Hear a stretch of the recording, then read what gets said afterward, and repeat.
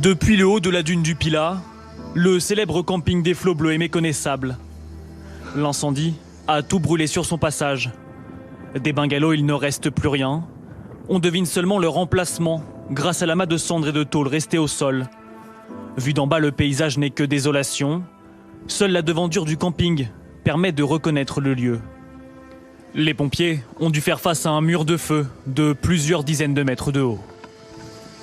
Le feu est arrivé par le massif forestier que nous avons derrière, malgré une route. Et une fois que le feu a gagné le camping, il vient non pas brûler de la végétation, mais des bungalows. On a de nombreuses bouteilles de gaz qui ont explosé, qui ont fait des boules de feu, qui ont conduit aussi à la propagation, à un développement rapide de l'incendie à l'intérieur du camping. Le contraste entre la dune immaculée et le camping carbonisé est saisissant. Accompagnés par les soldats du feu pour des raisons de sécurité, nos équipes se rendent quelques centaines de mètres plus loin. Cette fois, au camping de la forêt du Pilat. Là encore, les flammes ont tout ravagé.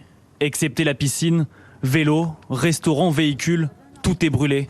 Heureusement, malgré ces dégâts matériels impressionnants, aucune victime n'est à déplorer. Les 6000 vacanciers des campings de la dune du Pilat avaient été évacués la semaine dernière, par précaution. Ces évacuations répondent à une stratégie d'anticipation et elles sont organisées de manière précoce, de manière à ce qu'elles se déroulent dans les meilleures conditions. Hier soir et comme tous les jours depuis une semaine, les pompiers ont livré une lutte acharnée contre les flammes en Gironde. Mais au cœur du brasier, la tâche est compliquée. Les soldats du feu témoignent de la violence de l'incendie face auquel ils doivent faire face. Il n'était pas encore à portée de canon que déjà il nous passait derrière, donc on a eu des moments un petit peu tendus, oui, parce qu'on avait le feu à droite, à gauche, devant et derrière, donc voilà, c'est des moments plutôt tendus, mais voilà. Pour se rendre compte de la dangerosité et de l'immensité de ce feu de forêt, il suffit de regarder ces images satellites. Aux abords de la Teste de Bûche, les arbres brûlés ont défiguré le paysage. Mais les pompiers doivent aussi lutter contre le foyer de Landiras, tout aussi impressionnant vu de l'espace.